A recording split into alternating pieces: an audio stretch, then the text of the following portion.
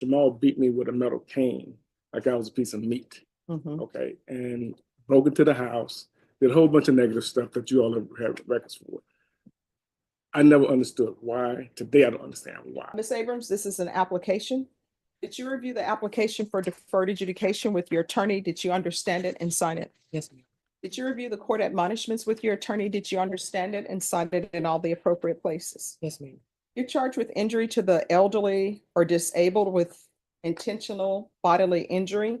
That's a third-degree felony. Range of punishment is anywhere from 2 to 10 years in prison and up to a $10,000 fine. Did you understand? Yes, ma'am.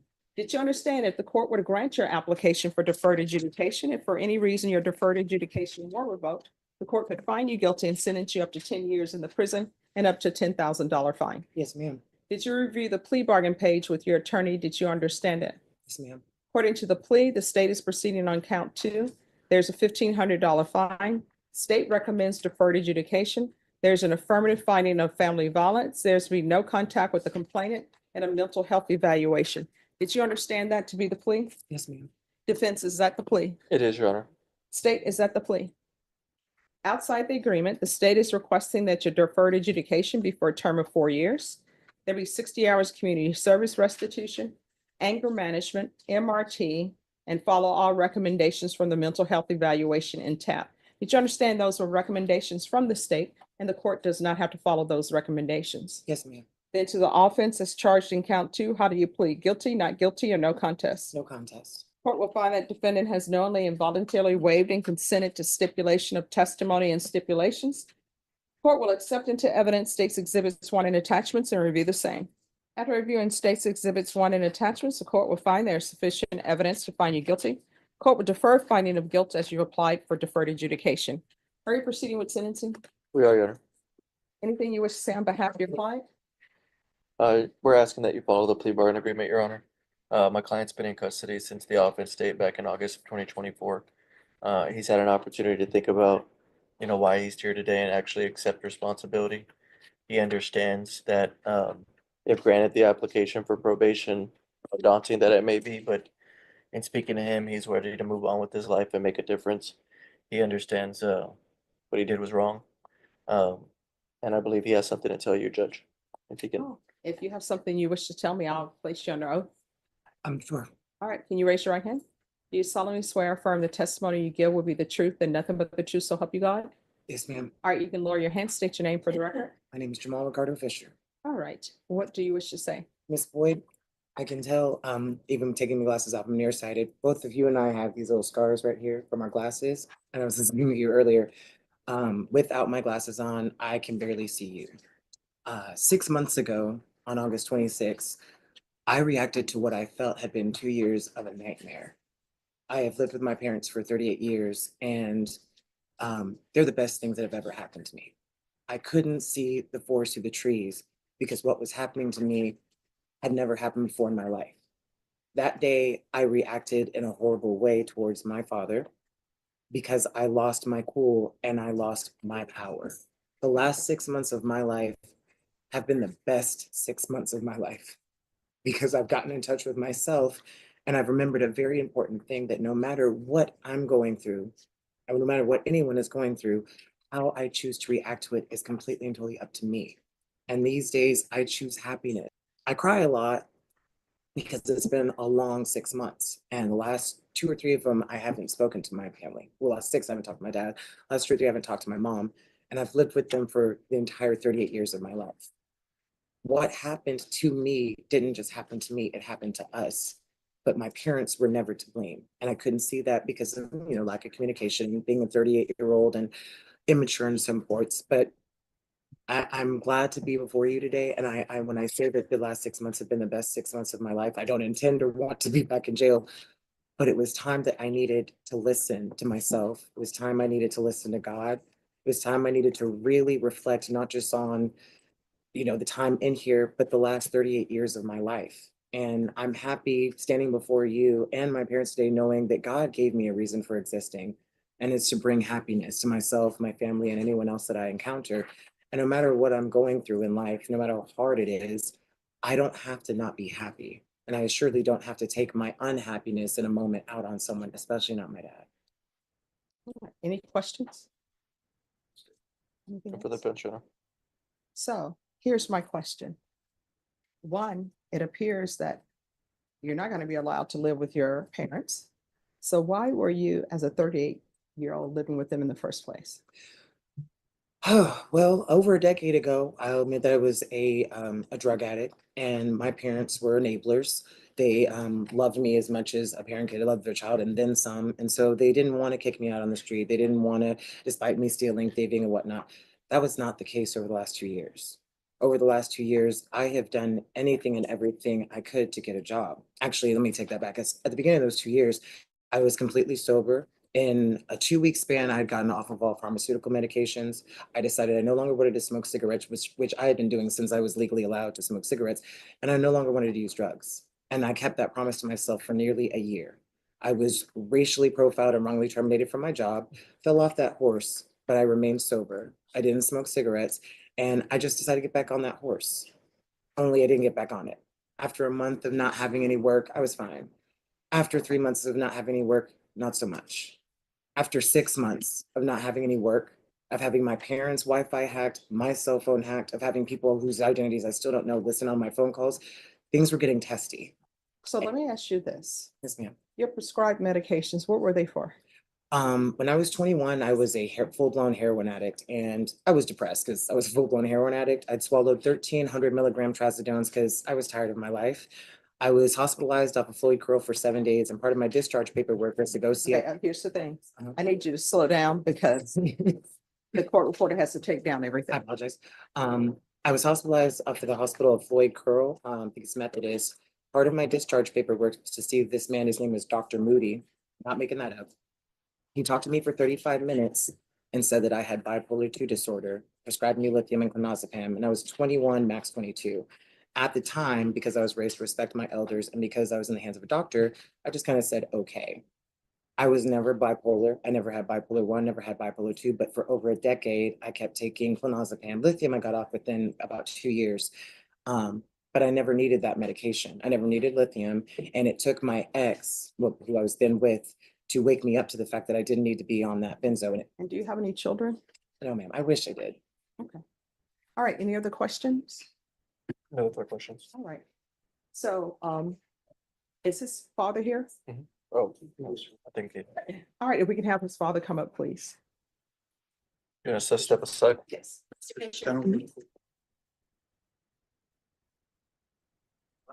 So, could you raise your right hand for me, please? Yes, ma'am. You solemnly swear or affirm the testimony you give will be the truth and nothing but the truth, so help you God? Yes, ma'am. All right, you can lower your hand, state your name for the record. James Henry Fisher. All right. So both parties have agreed for your son to have probation. Yes, ma'am. And part of my job is to put in place conditions that will help him be rehabilitated and help him with whatever issues he may have. Yes, ma'am. I don't do cookie cutter probations. Everybody doesn't receive the same conditions. So what is it you think he needs? Is there some mental health issues going on here? Yes, ma'am. All right. When he's talking about being diagnosed with bipolar, he was diagnosed, that's true. And when he says his ex convinced him that he wasn't bipolar and he quit taking the medications, mom goes through mood swings. Mhm. And like I said, I'm not a physician, but the physician said he was bipolar. Okay. But a friend or his ex said he wasn't. So he decided to go with what the friend of the ex said. Mhm. And when I said mood swings, it's 1 minute he's happy and up and everything's great. The next minute, the world is crumbling. And then there's an anger part of that. Okay. And my wife and I have been dealing with that most of his adult life. He has a pleasant personality, but like I said, for me, on the 26th of August, Jamal beat me with a metal cane, like I was a piece of meat. Mhm. Okay. And broke into the house, did a whole bunch of negative stuff that you all have records for. I never understood why. Today, I don't understand why. Okay, but some of the same things that he's saying to you as far as the ex convinces him not to take the medication and him not being on medication. And I'm not a doctor, but like when he was on the medication, it seemed like it was happening. Okay. He has had an issue with maintaining jobs. He told me and my wife that we had aliens in my backyard. The Masons was after him. My Wi-Fi had been hacked and all this other stuff. Now, I don't know if the Wi-Fi was hacked or not. It could be because it happens all the time. But as far as some of this other stuff, but there's Masonic lodge down from my house. He talked about going down there, blowing up the lodge. And I'm like, come on, those folks aren't messing with you, okay? But he had a couple of pictures on his phone where he felt that people were following him and this type of stuff. And to me, that was all the mental part. Like I said, I'm not a doctor. I'm not saying I'm correct, but he just made me feel that way. So let me ask you, do you think it would help him?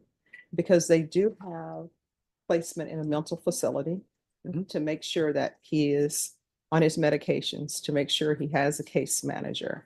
Do you think that's what he needs and that's what would help him? Yes, ma'am. I mean, when I talked to the DA's Mrs. Jones this morning, and she was talking about what could happen like, as far as 2 to 10 years of type of stuff. And I told her that if Jamal went to jail for 10 years, that's still not going to help him because he has mental issues, in my opinion. So my focus is, even though he assaulted me, is he's my son. I love him until I leave this earth, but he actually needs some help. Okay. And he doesn't understand that or doesn't see that. You can ask my wife, she's here. And we've been dealing with him for 30 years. And so I will tell you what my plan is with conditions is to get him help for mental health issues. The question is whether or not you want to have phone contact, but because before he has in-person contact with you outside of court settings, I like to start people off slow. Right. So are you okay with him speaking to you just by phone or speaking to your wife by phone? He talks to her now. Okay. Okay. So he hasn't talked to me since the 26th of August. And I don't have an issue with that. Okay. All right. So what I can tell you is I'll start off with the contact will only be by phone, or either if you all want to do it by Zoom, but there'll be no in-person contact. And once a doctor or a therapist or probation says to me that it will be safe for him to have in-person contact with his parents, and you all are okay with that, then I'll strongly consider his having in-person contact. Okay. All right. That's fine. All right. Is there anything else I need to know about your son? Other than that, like I said, I don't know what made him do what he did. His whole adult life or his whole life, we've been trying to just be decent parents. And I got 4 kids. And the only time I've been in a courtroom like this was with Jamal. Okay, several years ago, same thing. Okay, so, and that's what I was telling the attorney.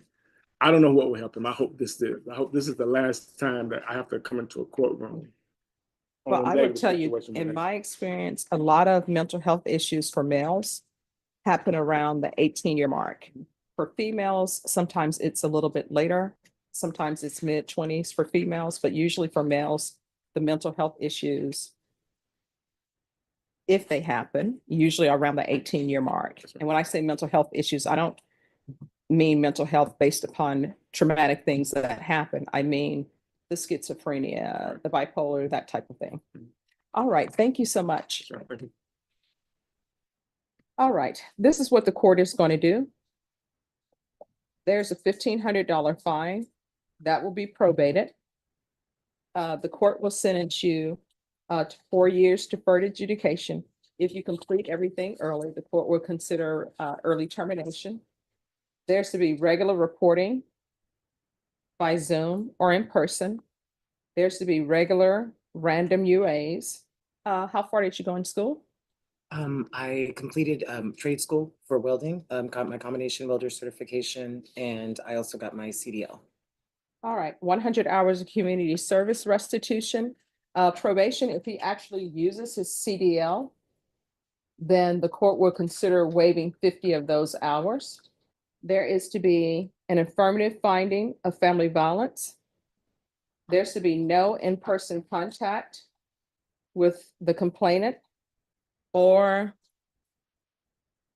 Maytum Circle, MAYTUM Circle. All right. Probation. Let's do a referral to felony drug court and let them know it's for dual diagnosis. And when felony drug court comes to speak to you, you need to let them know about the heroin use. You understand? Yes, ma'am. And then there is going to be a MIC evaluation and DDRF. That's to be in custody. TAP evaluation, in custody, follow all recommendations. And I tell you what I'll do with the 100 hours of community service restitution? Because I don't know if this is an anger management issue or just some mental health issues.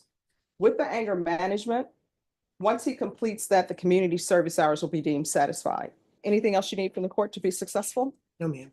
All right, did you review the document entitled Trial Court Certification of Defendant's Rights to Appeal with your attorney? Did you understand it and sign it? Yes, ma'am. Because this is a plea bargain agreement, because I followed your plea bargain agreement, because you waive your right to appeal, you do not have the court's permission to appeal. Because this is an affirmative finding of family violence, you're not allowed to own or possess any weapons or ammunition. If you have a question over what a weapon or ammunition is, you'll need to speak to an attorney. Do you understand? Yes, ma'am. Just Judge, sorry, one other thing. There is a protective order that was ordered. It's in place for 2 years. So I know the whole contact thing. I just wanted to make sure the All right, court's aware. so the court was unaware of that. Since there's a protective order in place, you need to follow that protective order. Yes, ma'am. So if your mother is included in that protective order, you cannot have contact with her at all. Yes, that's what it says. She's the go-between between me and my dad. Not that I need to talk to my dad, but it was, as far as I know, it was established that I could call and talk to her. All right, you all need to make sure that that's the case, because I don't want any violation. Yes, ma'am. So probation, with regards to his condition, I'm sorry, with regards to his conditions, there's to be no contact with the complainant.